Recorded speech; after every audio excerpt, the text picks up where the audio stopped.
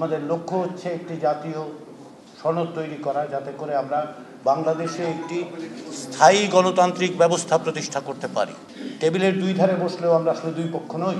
প্রধান উপদেষ্টা অধ্যাপক মোহাম্মদ ইউনূসের পক্ষ থেকে আমি আজকে বাংলাদেশ জাতীয়তাবাদী দলের এই প্রতিনিধিদেরকে স্বাগত জানাই এবং তাদেরকে আজকে আমাদের অনুরোধে এখানে উপস্থিত হওয়ার জন্য আন্তরিকভাবে ধন্যবাদ জানাই। কি পটভূমিকায় আমরা আজকে এই আলোচনায় উপস্থিত হয়েছি সেটা আপনারা সকলেই জানেন।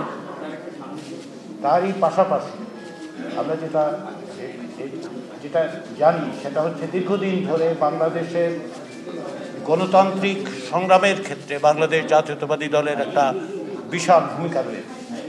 শুধু তাই নয়, বাংলাদেশের রাষ্ট্র সংস্কারের ক্ষেত্রে যে সমস্ত দল দীর্ঘদিন যাবৎ এই দাবি উত্থাপন করেছেন, কর্মসূচি দিয়েছেন, একই সঙ্গে ফ্যাসিবাদী শাসনের বিরুদ্ধে লড়াইয়ের পাশাপাশি রাষ্ট্র সংস্কারের তাগিদ দিয়েছেন, বাংলাদেশ জাতীয়তাবাদী দল তার শীর্ষে তার অগ্রগণ্য অবস্থান আছে। আমরা 5টি কমিশনের পক্ষ থেকে যে সমস্ত সুপারিশ, তার কিছু সারাংশ এবং যে সমস্ত বিষয়ে আলোচনার মাধ্যমে রাজনৈতিক দলগুলোর সাথে একটা ঐকমত্য তৈরি করে অগ্রসর হতে চাই, সেটা রাজনৈতিক দলগুলোর কাছে দিয়েছিলাম এবং তারই পরিপ্রেক্ষিতে বাংলাদেশ জাতীয়তাবাদী দলের পক্ষ থেকে আন্তরিকভাবে সুচিন্তিতভাবে আমাদেরকে তাদের মতামত জানিয়েছেন। শুধু তাই নয়, সংবিধান সংস্কার কমিশনের দায়িত্ব পালনকালেও আমরা বাংলাদেশ জাতীয়তাবাদী দলের পক্ষ থেকে যে সহযোগিতা পেয়েছি তার জন্য এই সুযোগে আমি আবার ধন্যবাদ জানাতে চাই। আমরা এই আলোচনার মধ্য দিয়ে আমাদের লক্ষ্য হচ্ছে একটি জাতীয় সনদ তৈরি করা, যাতে করে আমরা বাংলাদেশে একটি স্থায়ী গণতান্ত্রিক ব্যবস্থা প্রতিষ্ঠা করতে পারি। বারবার আমরা দেখেছি যে গণতন্ত্র কেবল হোঁচট খেয়েছে তা নয়, একটি ব্যক্তিতান্ত্রিক স্বৈরতন্ত্র প্রতিষ্ঠিত হয়েছিল এই দেশে।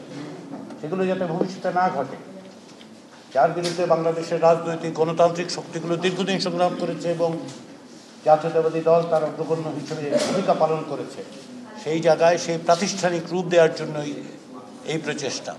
আমরা আশা করছি আমরা আলাপ আলোচনার মধ্য দিয়ে এমন একটা জায়গায় উপস্থিত হতে পারবো যেখান থেকে প্রাতিষ্ঠানিকভাবে, সাংবিধানিকভাবে আমরা এমন ব্যবস্থা তৈরি করতে পারবো যা বাংলাদেশের ভবিষ্যৎ পথরেখা নির্দেশ করবে।